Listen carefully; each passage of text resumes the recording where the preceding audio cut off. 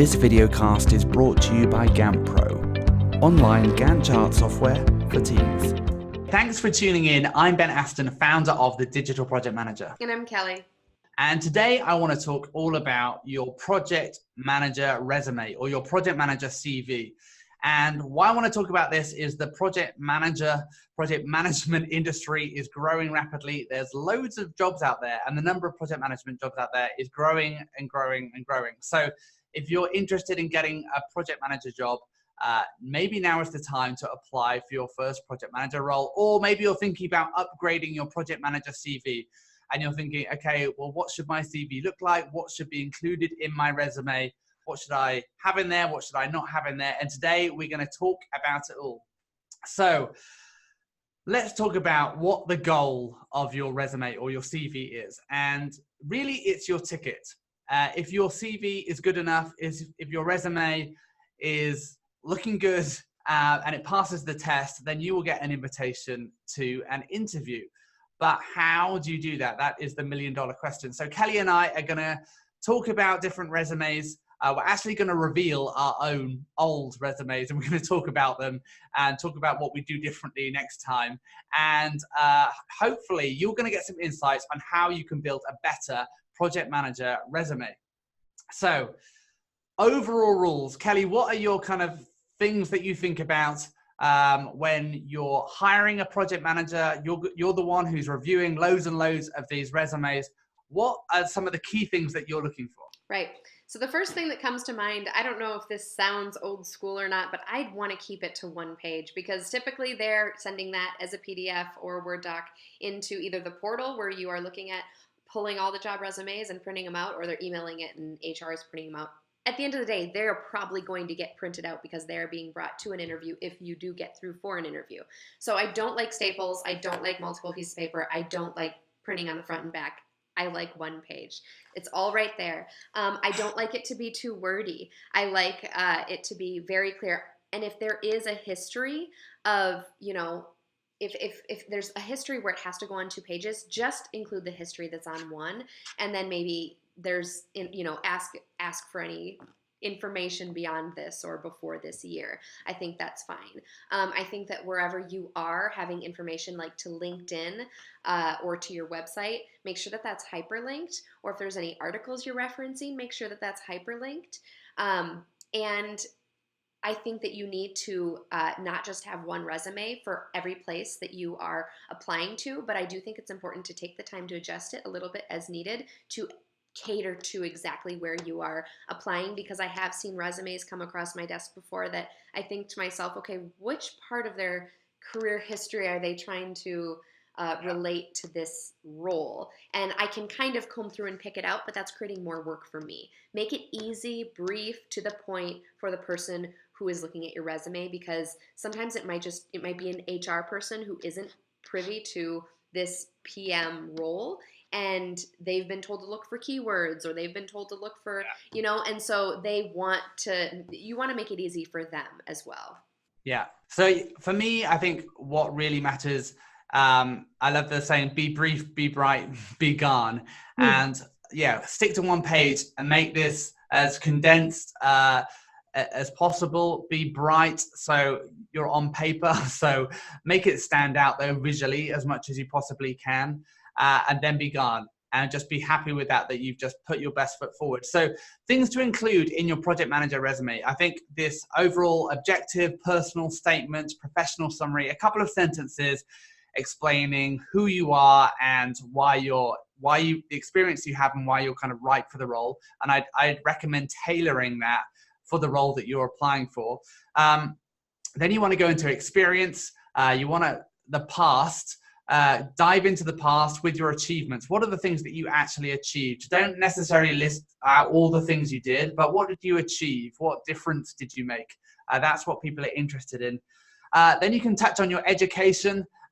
You don't need to go through your entire education. It's probably not all relevant, but pull out maybe the last 2 or 3 things that you did that prove that you know what you're doing and are right for the job. If you've got project manager training, make sure that you include any certifications you've got or any certifications you're working on. And then for me, I think it's always important that there's some personality in there. I want to find out who you are as a person. And if I hired you, would I get along with you? If we have an interview, are we going to get on? So I'm always interested in seeing a little bit of personality and some kind of distinctives, like what makes you interesting. Why would you be a great addition to the team? I want to see something of that in the resume itself. So I think what we should do as a next step is pull apart. We're going to have a tear down of our resumes. So I'm just going to share my screen. Okay, we're going to start with Kelly because why not? Because why not?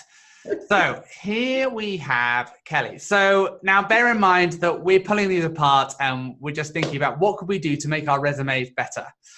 So here we go, Kelly. I'm going to do a tear down on you and you can do a tear down on me. Please. Okay, so first impressions, okay? I like the way that there's lots of white space here. I like the way that you've included your contact details at the top. Your objective is nice and brief. And here's the thing though. Here's my criticism. Okay, there's no color here.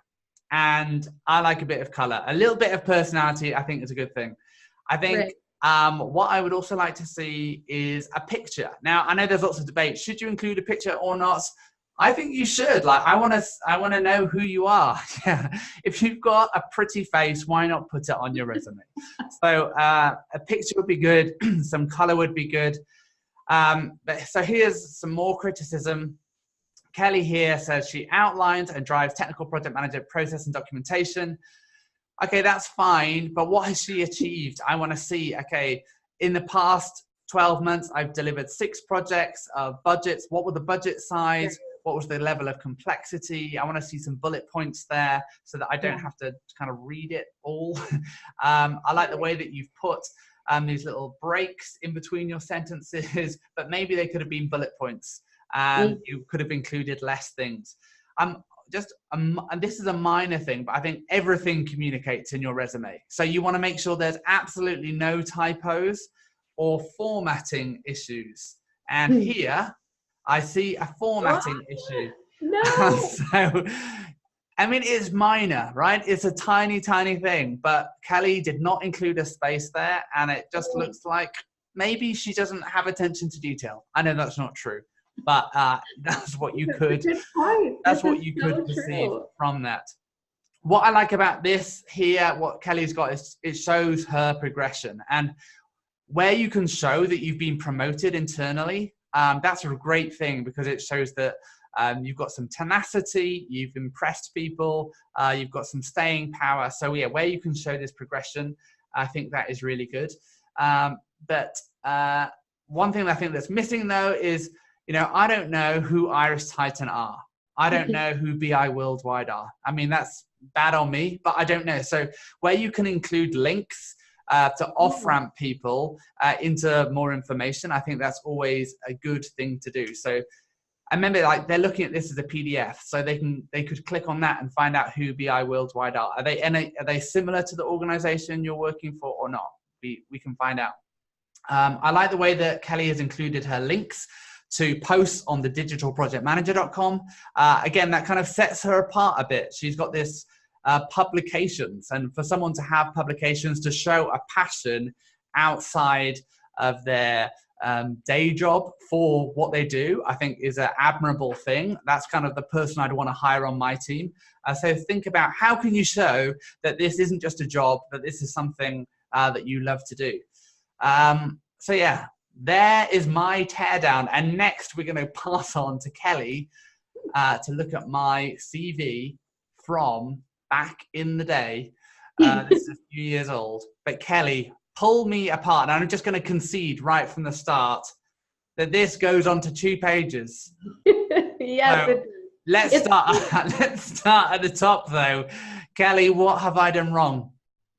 No, I forgive you. It's 2 pages. That's okay. So I will say that I like to see the color. And as we're talking through this, it's like I almost want to take my own notes over here. So I'll make sure to watch this video when it's out because Yeah, these are things that are totally valid to bring up. So yeah, the first thing that comes to mind is that I'm going to need a staple for this, and then I'm going to have to look through a lot of info. I need to maybe carve out 10 minutes of my calendar to review it all. Yeah, 6 seconds, right? I think that's one important thing to know. When you're reviewing a CV, the average person spends 6 seconds looking at your CV. So 2 pages is 1 page too many. Exactly. So I think that it's good that you bring out, so you, like to your point, you hyperlink the different companies that you worked at, and that's really good. And I think it also it highlights you bold the different clients or the organizations that you've worked with. You include your budgets. But when I look at this, honestly, I am looking at probably the first or second or third word of each bullet as I'm going down. Okay, he reported to this person, he provided consultation, he's responsible for managing. He's reporting to this person, he personally managed production, defined and created a new unified process. Great. So like that is as much as I am reading. I will look at the numbers to see the size of the budgets that you've managed. I think that that's important, but those are things like I would take a highlighter to this before going, if you get through my interview or you get to have an interview with me, I'm going to print this out. I'm going to just highlight the pieces that I care about because there's too much here to be able to quickly look at and bring to light. Now, I would say the same part about my own resume. So don't take that personally. And then now with a summary, yes, this is a bit lengthy for a summary. It includes a lot. I would ask myself, what don't you do? Right? Like of these things, what are you most passionate about? Of these things, where do you have the most experience? But I think otherwise, this does stick out more to me. I see that your name is Ben Aston. I see that. That's clear. I'm going to remember that, and I have your contact info. I don't know if that's hyperlinked. Oh, it is. It is. You just kept it a smile. That's great. Well, I didn't know that, Ben. Other than that, I think that if you scroll down to the second page 2, please.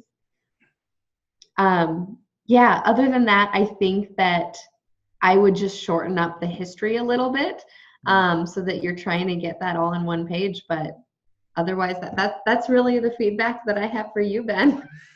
Well, thank you. No, that's good. That's good. So other things to consider, and I'm just going to touch on these, are together with your CV, including a cover letter. Obviously, make sure the fonts are the same fonts. And this one's from a year before. But include a cover letter with your resume. Don't just include the resume. And in your cover letter, tell them why you're right for the job, and then link this all together in a single PDF. Another thing to include, remember, you've basically got 6 seconds. So if they can see the cover letter, they see you've got an interesting story, that's great. They see you've got the relevant experience. Okay, that's great. The third component that I'd be looking for is, okay, well, if I'm really interested in this person, okay, what kind of projects have they actually worked on? Is their experience relevant or not? So another thing that I would consider doing is pulling together a kind of little portfolio of your experience. So here I've included some of the projects that I've worked on to give someone, some links to click on, a bit of detail about the project. Just to give them some insight on the kind of projects that I've been working on. So there's some professional projects, some personal projects. And this was back in 2012 when the Digital Project Manager had just launched. So guys, that's what it looked like. So there you go. There is an overview. Now, you're probably wanting to see, okay, what's a really good example? So I thought we're just going to do a joint teardown on this one as well. Jennifer. An IT focused project manager. I like the way that she's put a kind of statement of who she is and what she's good at. Her personal statement is very brief. It's just a single sentence, which is really nice. I like the way that she's off-ramped us really easily. So I always want to find someone's LinkedIn profile. So I think that's a really good link to include. Include a link to LinkedIn. Include your phone number. She's not hiding. So she's put her Twitter profile in there. If you've got Instagram and you're comfortable with it, share it on your resume, or make your account private. Like either do one or the other. But as much as you can, if someone's interested in you, if I was interested in hiring Jennifer, I'd for sure check out her Twitter. Like as a hiring manager, I want to make sure that I'm not hiring a complete nut job. So here we go. We go through the experience. It's okay what she's written here. What she hasn't done is included her actual achievements, really. She's like, I want some numbers. I want to see that kind of fleshed out in a bit more detail. But I like the way it's concise. It's nicely laid out. She's included her certification, her education. One of my kind of pet peeves, and maybe Kelly and I differ on this, but is around these kind of things, skills and soft skills, because I expect you to have these skills. And another thing that people do is they have these little scales, like 1 to 5, and they give themselves like 4 dots out of 5, or 5 dots out of 5, actually, typically, for everything. Like, I'm a great leader. I'm a great, technical project management, and they'll give themselves 5 stars out of 5. And I'm like, well, what scale is that? What does that actually mean? So my one major criticism would be this section here. Any other thoughts, Kelly? No, I think that you touched on all of those points really well. I think that making sure that all of those, the mail, the Twitter, everything links out so that you can easily access those. Otherwise, I agree. When there's skills that are put on like this, especially when they give themselves star ratings on certain skills, it's tough to have any context or, what is that relative to? And usually even when I touch on that in an interview, if they get through to an interview, it's a pretty ambiguous answer. So what you want to touch on is the actual accomplishments. If you have the accomplishments, like you said, if those are on the resume, you can bring that up in an interview and it'll bring right to a story, to an example. We have a tangible conversation going now, rather than touching on, okay, you have skills with web development. What does that mean? Well, I've worked in web development for 7 years. Okay, what does that mean? Well, I've worked at this company. Okay, now we're just going through your resume. So I think that's a really good point, that you need to touch on the accomplishments, because that gives you some more tangible information based on a specific event or events. But overall, Jennifer, even though you're a fake person, I think this person looks good, don't they? I mean, they've worked at a great company. They've included a nice picture. The formatting is great. And this is one thing I really consider. Kelly and I have both, done the legwork and made this out in Word. But now, if you are building a resume, use a resume builder. And there are loads of great resume builders out there. There was one that we were just showing for Novo Resume. Canva has resume builders. There's another one called resume.io. Check out those resume builders and you can build something else that looks fantastic. Just be wary of adding in these bells and whistles that you don't actually need. But I hope you found that helpful. I hope you have fun building your new resume, your new and improved resume. And if you want to share it with people and get feedback, head to thedigitalprojectmanager.com. You can join our membership, where we have 3,000 people in our Slack team who I'm sure would love to give you feedback on what your resume looks like. You can also join our membership and find templates. You can find workshops. You can find everything you need to be a better project manager. So if you're in the market for a new job or your first project manager job, head to thedigitalprojectmanager.com. But until next time, thanks for watching.